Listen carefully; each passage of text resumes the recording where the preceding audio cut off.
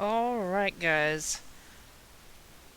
It is Tuesday, October 19th, 2021 at 6:51 p.m. Alright, let's start with the verse of the day. We have dailyverses.net verse of the day. It says, "You shall not misuse the name of the Lord your God, for the Lord will not hold anyone guiltless who misuses his name." Deuteronomy 5:11. Alright, let's start with Zero Hedge. We have dozens of top nuclear scientists with highest security clearances being fired from Los Alamos lab after a vax mandate.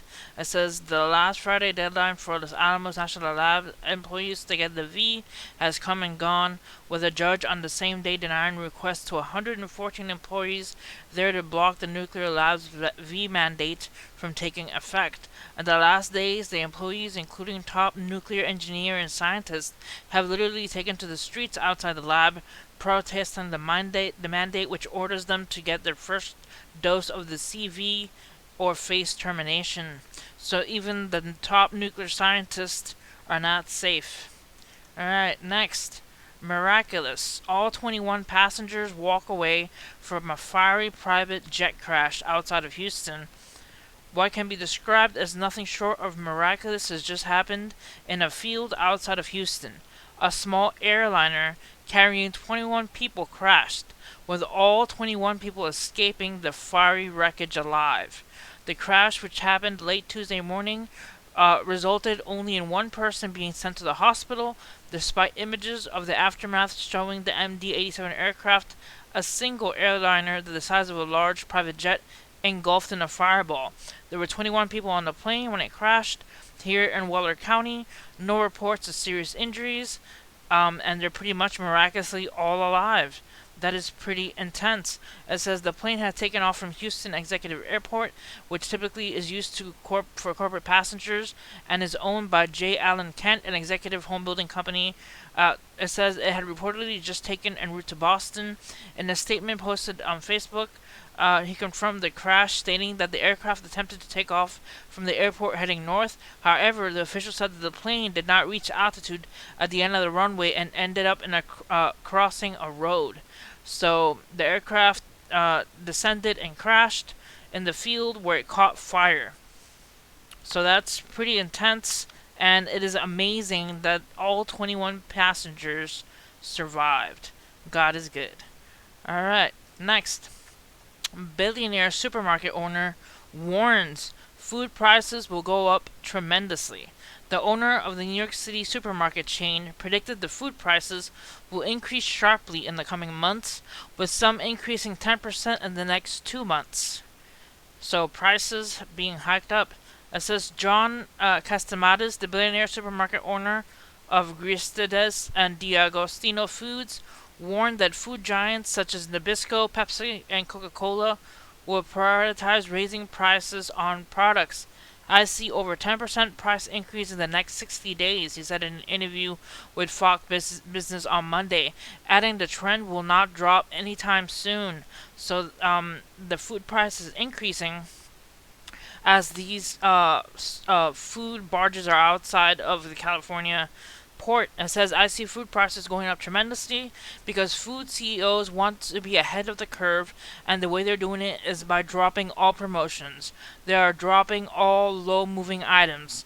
Shipping containers are unloaded from ships at the container terminal and port of Long Beach, Port of Los Angeles complex on April 7th, 2021. Why give away something when you don't have to give it away when you can make more margin?"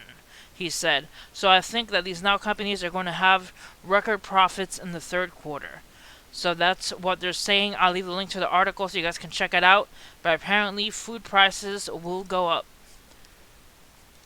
Next, it says, notorious Haitian gang demands $17 million ransom for kidnapped missionaries. A local gang that days ago kidnapped a group of 17 American and Canadian missionaries in Haiti, among their children, is demanding $17 million ransom to obtain their release, $1 million for each person. Since Saturday kidnapping, which drove world headlines, the group has been identified as a powerful and notorious 400 Maozo gang. The 16 Americans and one Canadian were in Haiti as part of an Ohio-based Christian aid ministry and include 5 men, 7 women, and 5 children. May God bless them, and may they all come out all right.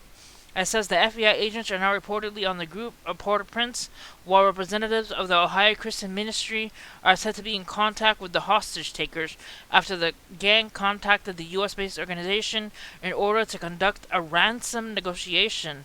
The FBI is said to be advising the missionary group during the phone calls. So the FBI is involved and trying to aid get these people back home. Alright, next. Giant hail hammers Mackay, Australia as wild weather sweeps across Queensland. Giant hail slams Mackay, Queensland and Australia, October 19, 2021. It says giant hailstones have fallen north of Mackay in Queensland, damaging vehicles and structures. The hailstorm hit Bloomsbury and Yalborough areas on Tuesday afternoon, with locals reporting cricket ball-sized stones and larger. So they're pretty large hailstones. It says some big ice falling down. I'm going to have some dents in the car after this. As one of the persons in the incident caught said. It says the incident is part of a series of severe weather events hitting Queensland on Tuesday. I'll leave a link to the article so you guys can check out and take a look at that whopper of a hailstone. That is pretty big. Imagine that coming down, hitting a car, or possibly hitting somebody in the head. That could be really, really dangerous. So heads up, Australia. Alright, next. Very shallow earthquakes. Swarm hits Mount Hood in Oregon. So Mount Hood having a shallow earthquake swarm. There you see multiple earthquakes in Mount Hood area. It says Mount Hood is currently hit by a swarm of small earthquakes. As of now, about 29 quakes hit the active stratovolcano in the Cascade Volcanic Arc. The largest quake was a 2.8 and it hit October 17th. The tremors hit at a depth of 0.25 miles and 1.99 miles, with most of the tremors, 23 of them, occurring between 1.30 miles and 1.68 miles from Mount Hood. So I'll leave the link to that article as well for that small swarm of earthquakes. Also, a mega drought happening in California. California records driest year in 100 years. Extreme drought and low rainfall forecast to continue over winter. All those things add up to not looking good. A very intense drought. All the lakes keep dropping in the amount of water they have. It's really intense drought. It says, in the year of both extreme heat and extreme drought, California has reported its driest water year in terms of precipitation in a century. The experts fear the coming 12 months could be even worse. The Western Regional Climate Center added an average precipitation that had been reported at each of its stations and calculated that a total of 11.87 inches of rain and snow fell in California in the 2021 water year. That's half of what experts deem average during a water year in California, being average about 23.58 inches. It says the Climate Center tallies rainfall by averaging all of its measured precipitation in the state at the end of the year, which runs October 1st through September 30th. Based on the diminished levels of both precipitation and runoff, last water year was the second driest on record. So that's pretty dry for the California area. Alright, next. Unplanned Russian thruster firing prompts the ISS emergency. Second such incident since July. Are Russians going to destroy the space station? Surprise Russian thruster firing prompts space station agency. While the astronauts were said to not be in any danger, it was the second such incident since July. It says Is this why Russia is convinced the ISS won't be here in a decade? Because they are going to destroy it. Unplanned thruster firings by Russian spacecraft briefly knocked the International Space Station off kilter today on October 15th, the second such incident in less than 3 months.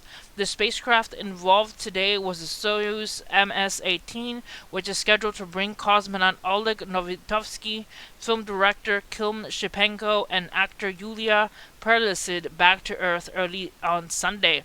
On October 17th, Russian flight controllers fired up the vehicle thrusters at 5:02 a.m. and planned a pre-departure test. The thruster firing unexpectedly continued after the end of the test window, resulting in a loss of altitude control for the International Space Station at 5:13 a.m. NASA officials wrote an update this afternoon. Within 30 minutes, flight controllers regained altitude control in the space station, which is now in a stable configuration, they added. The crew was awake at the time of the event and was not in any danger. Alright, so I'll leave this link to the article as well. This is the second time the space station gets pushed off course and then they have to push it back. Hopefully it doesn't happen again. They've been having so many issues with pinprick holes in the station that sometimes leaks oxygen. They've been having lots of issues. Alright, hopefully everything goes alright with them. Alright guys, that's it for this video. Hit like and subscribe for more news, and see you guys next time. God bless you guys.